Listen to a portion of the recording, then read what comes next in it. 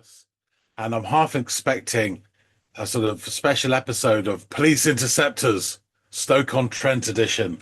But no, scrawled on the bench is the legend Baltimore and some other shite.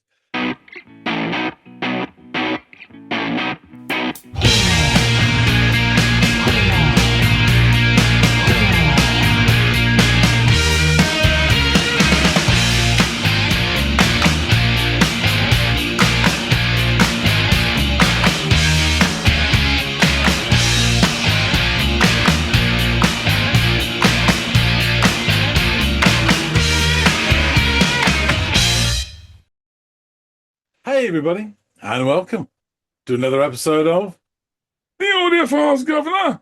Oldest job in the world. My name's John. His name is Andy. Yes.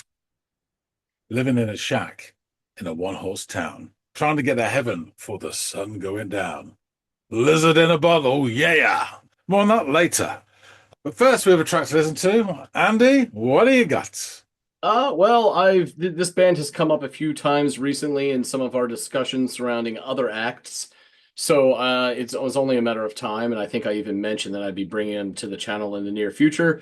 We are going to be checking out a band called Turnstile, and the track by them that I'd be interested to hear your thoughts on is a track called "Look Out For Me." Okay. I have heard the names Turnstile. Yeah, I was just going to say, outside of the references that I've made to them here and there, have you heard of them? I've heard their name mentioned elsewhere, but I can't think where or what or why. Okay. So yeah, kind of vague mentioning. Fair. Well, I'd be really interested to hear what you have to say about their sound and this track specifically. So please go off, give it a go, and I will be waiting. Okie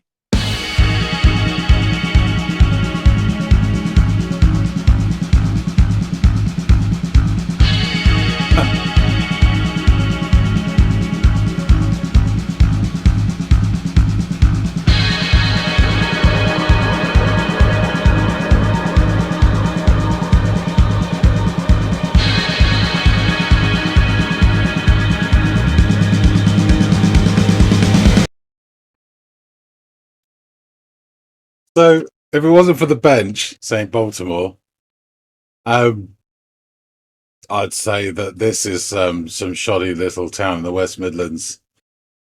And the guys driving a Volvo, of all things, they've nicked that. They must be desperate, and they're on the wrong side of the road. And this, with the beat and it's almost like a special edition of Police Interceptors or something coming in. We'll see how it progresses. So Baltimore already, I'll be warned.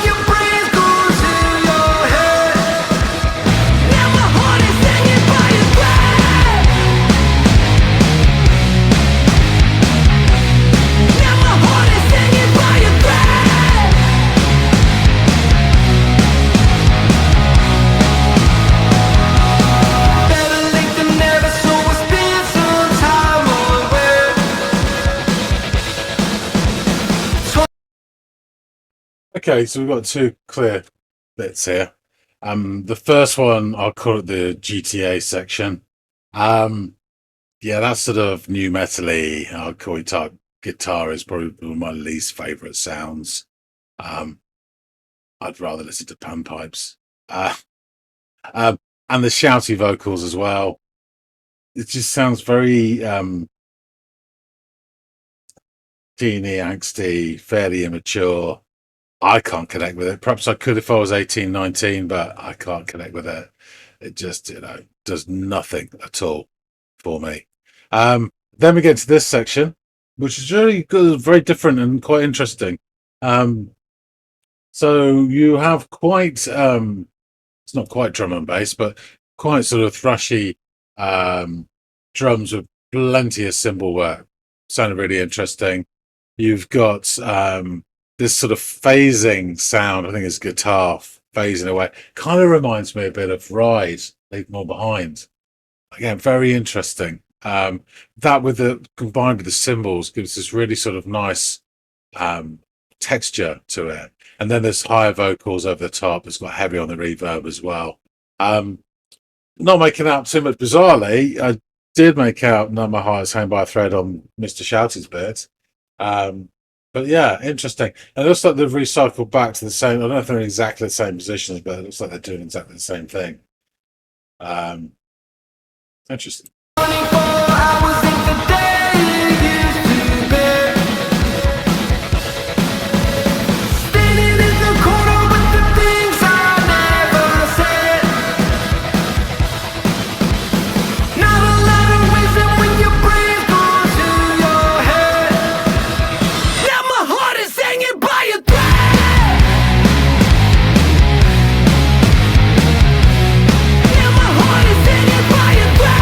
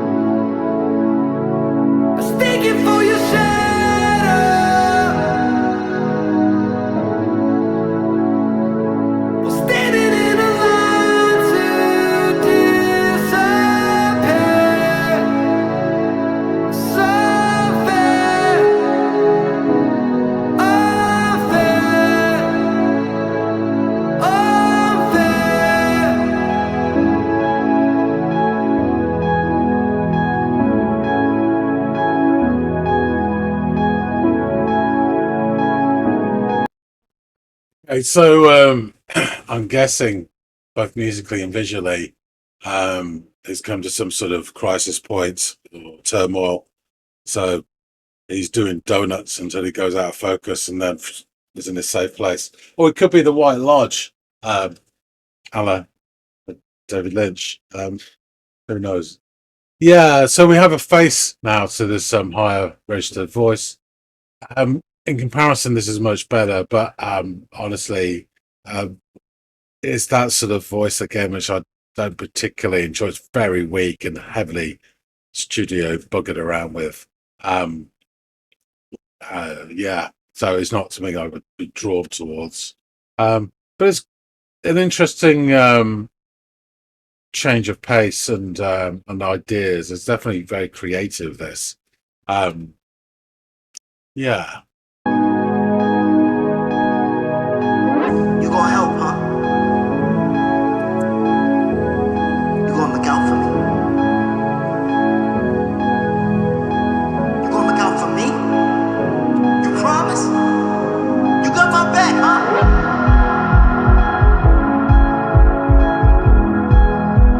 Is that a sample?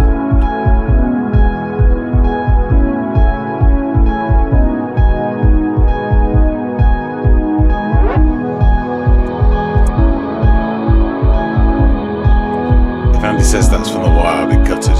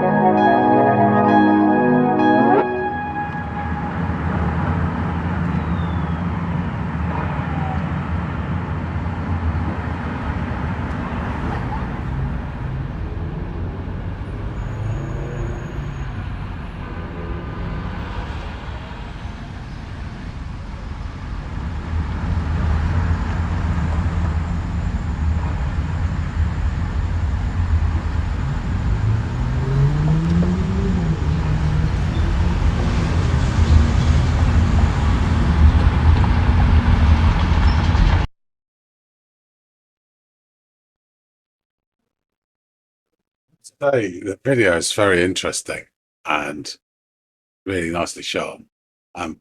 Don't go so much of a bundle on the music itself, but I really enjoy the video. It's quite thought provoking.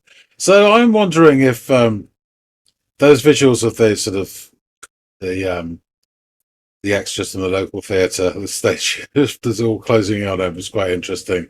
And that touching the shoulders on a moment of clarity, I guess, or whatever. Then he's off with the cormorants and free as a bird. Hence the Volvo's now back in the streets looking for another soul to save. And appropriately ends with a bright light. Go towards the bright lights. Yeah, interesting. Whatever.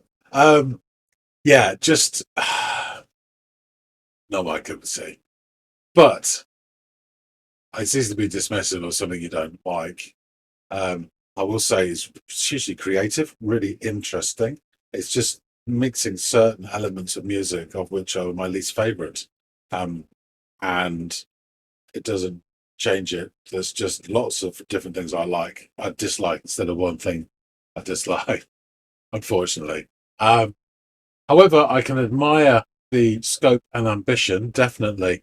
And this is kind of like a different version of someone like Squid or whoever, which was taking the sort of post rock and doing really interesting and exciting things with it.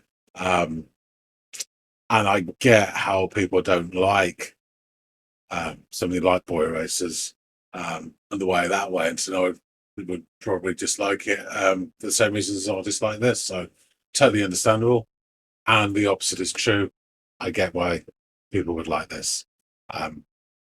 Yeah, there's too many elements of this that sort of put me off. That I just didn't enjoy. So yeah, interesting. Not my bag. Baltimore, eh? Let's find out what Andy's got to say. All right, I've been looking out for you, and here you are through the turnstile. What did you make of this track? So the starting beat of snare and the bass are insistent and wiry, joined by these chiming chords with some sort of Fisher-Price burglar alarm going off. The crepuscular Volvo bears down on us, and I'm half expecting a sort of special episode of Police Interceptors, Stoke-on-Trent edition. But no, scrawled on the bench is the legend Baltimore and some other shite. So sadly, rather than shell suits, asbos, and airborne kebabs, instead we get cod new metal hardcore guitar, which isn't really my particular cup of Camellia sinensis. Thankfully, it's used briefly to emphasize the exciting in-action shots of the Volvo's progression through the mean streets of Henley or in Arden or wherever this may be. Just to put a bit of perspective on it, this car was known as the Flying Wardrobe. It's about as aerodynamic as a brick. So it's just like the worst car possible to incite, excitement about speedy. Anyway, so the next part, first, is constructed unusually. So we have it's not quite sort of bass and drums, but there's these nice thrashy drums which are very heavy on the cymbal work, and with it is this kind of phasing guitar sound, which kind of reminds me a bit of Ride. Leave Them All Behind, the start of that, and they kind of not clash, but they kind of bounce off each other, the sound, and it gives a very sort of crunchy texture to it. And then over the top is this high registered voice reverbed track. So it's quite interesting. The lads pile in. One goes in through the boot of said Flying Wardrobe, and off they trot. And then we cue back to Grand Theft Auto mode visuals, and the vocals change back to teeny, shouty of a new metal guitar. Bizarrely, I can actually hear his vocals probably better than the high range one. He repeats, "Now my heart is hanging by a thread," which is not kind of the normal vocals you get associated with shouty Greer. So this was interesting. We circle back, both musically and visually, to repeat the pickup shot from outside the coloured houses. I can't tell if it's an exact if it's just a looped or if they just recreated it. I get the feeling that the people were positioned in slightly different ways, but it's kind of the same thing happening again. And this time we go back and shouty section continues for a bit longer. I can't say I'm a fan of that bit. The Volvo then, as it speeds through the streets, we stop from this sort of inboard viewed cameras like it's doing its own selfie. We get to these fast action shots, and then finally it starts doing donuts and coming out of focus, which I guess indicates inner turmoil or crisis point. And then we switch to interior view. Again, I suspect figuratively as well as literally, as those higher vocals are now given a face, with some angelic synth chords as backing. At this point, then we get shots of the Volvo in a sort of abandoned grassy area. I don't know if the added vocals at this point are samples or they're sort of genuine that they've done for it. I did say in the reaction, if these are samples from The Wire, I'm going to be so fucking angry. But they sound a little bit sort of hammy. You going to look out for me? You promise you're going to watch my back, huh? Taken out of context, I guess anything can, but it just seemed a bit odd. I'm sure there's some significance to it. And then this section starts to develop this kind of existential doubt in the form of a car sitting there. It kind of starts as almost this seagull rose, and the synthetic kind of whistling sound with it really gave me a strong Scandinavian taste.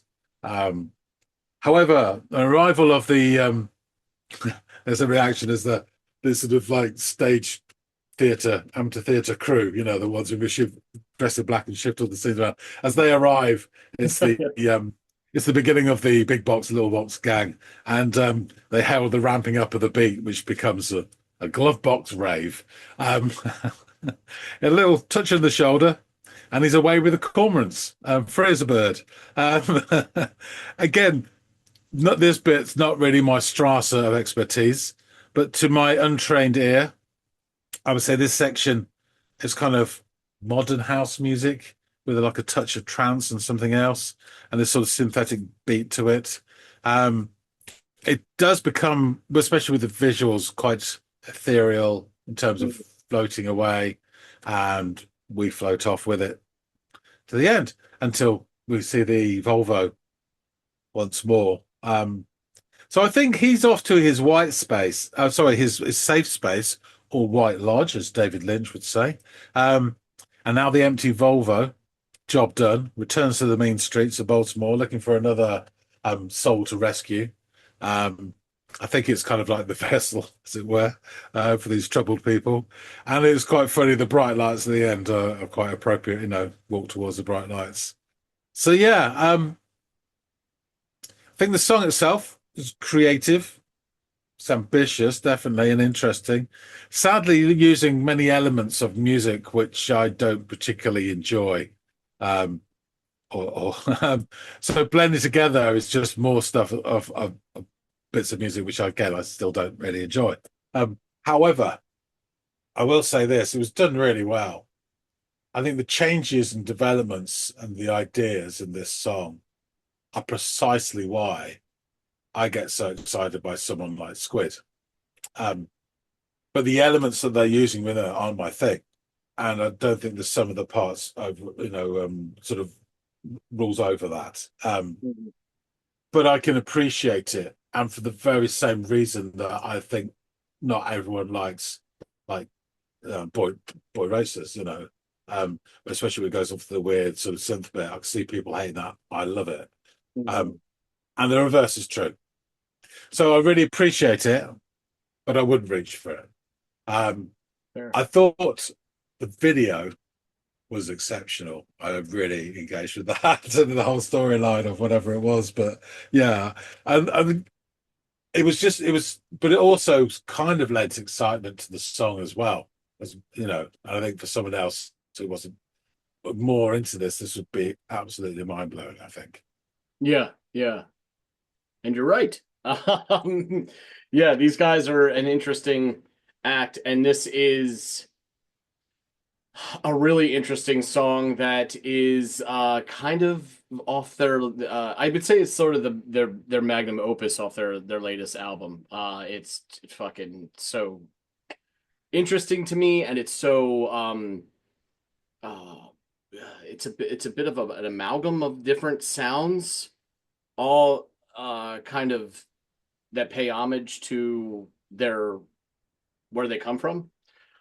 So yeah, just a really interesting song that I really was looking forward to hearing your perspective. I thought that the post-hardcore guitars would be the hardest of the pills for you to swallow, especially in the earlier days of the song. It goes through its phases and metamorphoses, so it Yeah. makes sense.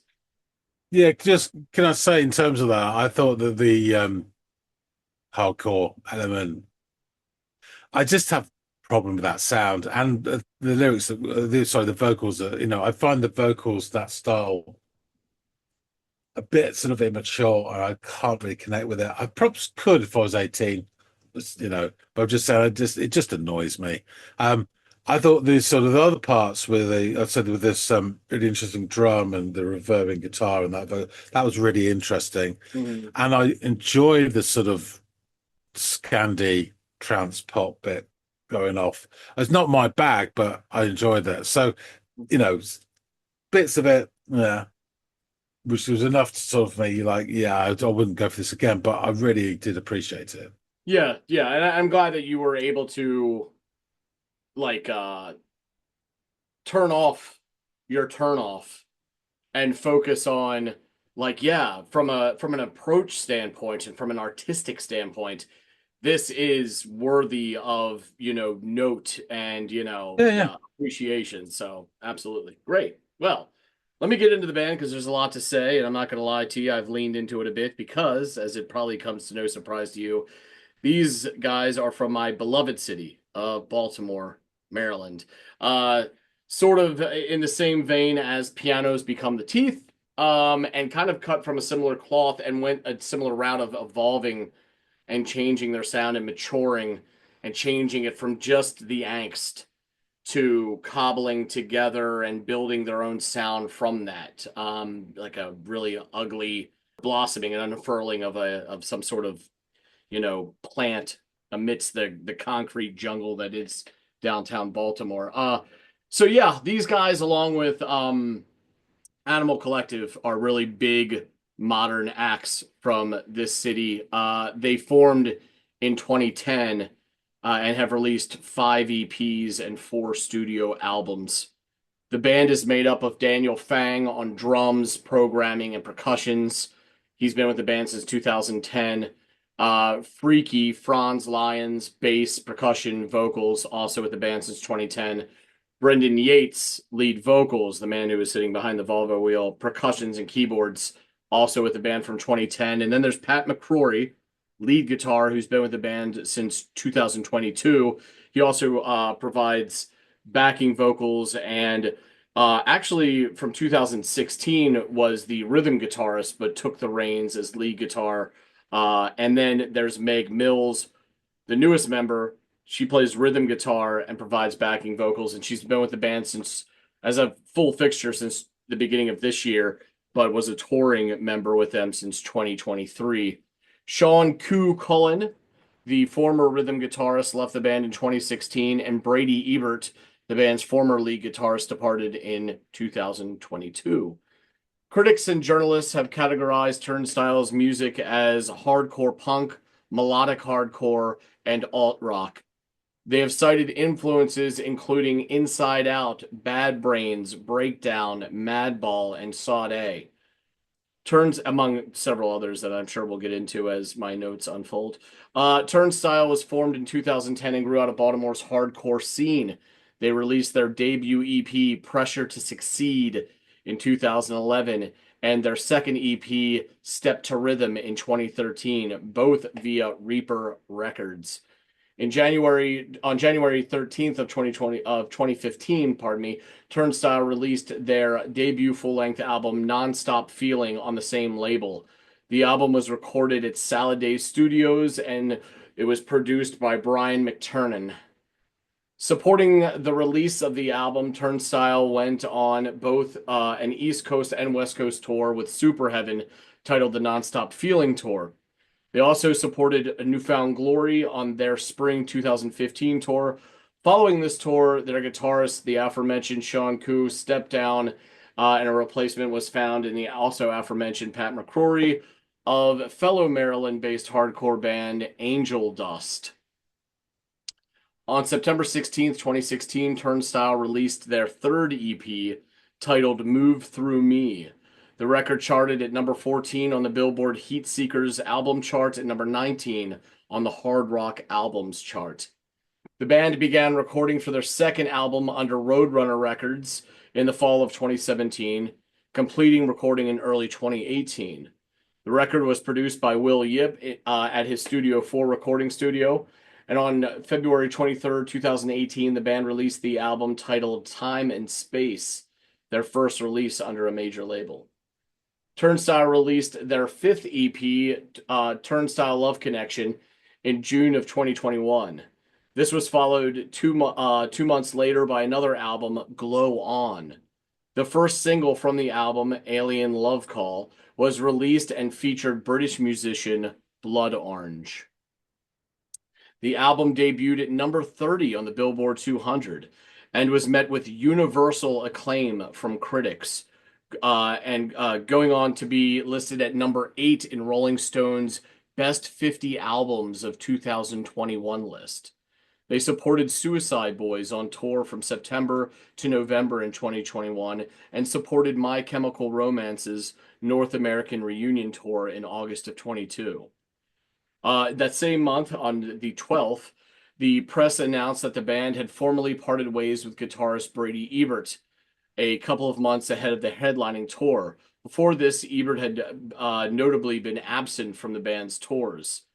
At the 65th Grammy Awards, held in February of 23, Holiday was nominated for Best Rock Performance, and Blackout was nominated for Best Rock Song and Best Metal Performance. In March of 2025, a billboard promoting new music under the name Never Enough was spotted on Sunset Boulevard in Los Angeles, California, teasing a release date on June 6 of the same year and confirming Meg Mills as a new official member of the band. On April 8th, Turnstile released the lead single for the upcoming album of the same name, with a music video directed by band members Yates and McCrory. Turnstile held a free benefit show in their hometown of Baltimore in May of 2025, where they previewed Never Enough while raising money for health care for the homeless. The band then performed a record release show on June 5th in Brooklyn, New York at the Under the K Bridge venue. Turnstile toured Europe in 2025 in promotion of Never Enough, with a number of festival appearances such as Primavera Sound, Outbreak Festival, and Glastonbury Festival. The band will embark on the Never Enough tour through the United States and Europe in the autumn and winter of this year. Never Enough currently sits at a resounding 84 out of 100 on Metacritic. Last month, Alistair Shuttleworth of The NME reviewed the new album and gave it a perfect 5-star rating, and he wrote, "Never Enough is distinguished by aesthetic left turns and genre hopping. I Care is a kitschy dream pop song featuring hand claps and flanged guitars, while Seeing Stars is a funk rock track in the vein of The Police. There are some innovative structural shifts, as in the nearly 7-minute long Look Out For Me, progressing through punchy hardcore, a woozy ambient section sampling TV drama The Wire, then an electronic outro nodding to the Baltimore club music scene. Each section presents a tribute to their city." Yeah, I was basically eating my bottom lip when you were talking about The Wire. Was that Bubbles? Was it Bubbles? Yes, it was Bubbles. It was. Yeah, I think that was what I was torn when I first heard it, because I didn't know if they altered it a little bit, was oh my God, why am I drawing a blank? The everyone's favorite corner boy with the do-rag that McNulty befriends later in the season and sort of promises, "Hey, I'll look out for you." I was torn. I was like, "Is this Bubbles or is it that character?" I couldn't remember which one. I'll have to go back and try to catch that exact bit of dialogue. But yeah, it's definitely from The Wire. He would end his review adding, combining a sentimental regard for various shades of rock with a focus on big, bright melodies and a freewheeling approach to musical reference. The album constantly searches out to the pop world, exploring how hardcore might form the basis for something technicolor, playful, and accessible. That attitude towards the genre, as capable of mass appeal and ripe for experimentation, is what powers this excellent album. While Stephen Hayden didn't provide a grade or rating on his article reviewing the album for Uprocks, he perhaps showed his hand by titling it Turnstile's New Album is a Triumph. In it, he noted, their most obvious analog is Deftones, another favorite of yours, John, who had an inverse relationship with their genre of origin. Nu metal. Whereas Turnstile's hardcore bona fides are a calling card, Deftones had to move beyond their early categorization. But both bands are ultimately viewed as experimental outfits that transcended their style of music. On Never Enough, this color outside the lines quality is most evident at the heart of the record with songs Sun Shower and Look Out For Me, forming a mini suite that starts out in a belligerent, punky place and winds towards an ambient electronic tranquility. It's a showstopper that demonstrates Turnstile's casual confidence when it comes to doing whatever the hell they want. Kerrang writer Luke Morton wrote, with 5 members whose collective tastes cover everything from Bad Brains to David Bowie to Enya, there's a bounty of flourishes and flavors on offer. From the jangling 2000s indie to trumpets to pop punk energy and disco beat. It's a densely packed and intricately layered showcase. And for this track, he added, the superb Look Out For Me slings out monstrous guitars and the cathartic Now My Heart Is Hanging by a Thread vocal hook that descends into something completely different with steel drums and a throbbing bass acting as a stark sensory reminder that nothing is permanent. So let's jump into these lyrics. Better late than never, so I'll spend some time away, circling the drain of every possibility, standing in the corner with the things I never said. Not a lot of reason when your brain's gone to your head. Now my heart is hanging by a thread. Now my heart is hanging by a thread. Better late than never, so I'll spend some time away. 24 hours ain't the day it used to be. Spending in the corner with the things I never, standing in the corner with things I never said. Not a lot of reason when your brain's gone to your head. Now my heart is hanging by a thread. Now my heart is hanging by a thread. Now my heart is hanging by a thread again. You move and I swing, you move and I swing, and now my heart is hanging by a thread. Now my heart is hanging by a thread. And while I'm swinging from your arm, mistaken for your shadow, we're standing in a line to disappear. It's unfair, unfair, unfair. You're gonna help me, huh? You're gonna look out for me. You're gonna look out for me. You promise. You got my back, huh? John Woolmacher of Beats Per Minute wrote of this song in his album review, lyrically, Yates confronts loneliness, regret, isolation, addiction, and anger. The ultimate mixture of adolescent emotion, which I think is important because that's your issue, right? A part of your issue with some of these lyrics and how they're delivered. So let me reiterate. Lyrically, Yeats confronts loneliness, regret, isolation, addiction, and anger, the ultimate mixture of adolescent emotion. But his perspective of this is marked by the adult understanding of the repetitive cycles behind inner struggle, while often which often take a lifetime to untangle. A song like "Look Out for Me" is a perfect distillation of this. With its heavy riffs and shouted vocals, it seems like the perfect teen statement, but then transforms in its second part into a quiet, neon-infused synth ballad, which expands into muffled breakbeats, a spoken word bit from Maestro Harrell, and whistling. So yeah, you're right. I mean, there is parts of this that are angsty and wrought with that the inner turmoil that is expressed through the lens of a teenager or someone who hasn't grown up yet. But then it evolves like the human being that starts as that, and becomes whether it's successful in your listening or not, something that attempts to be more adult and reflective and self-aware. That and I think that that's kind of genius that he does that from a lyrical standpoint as well as the song does it from a musical standpoint.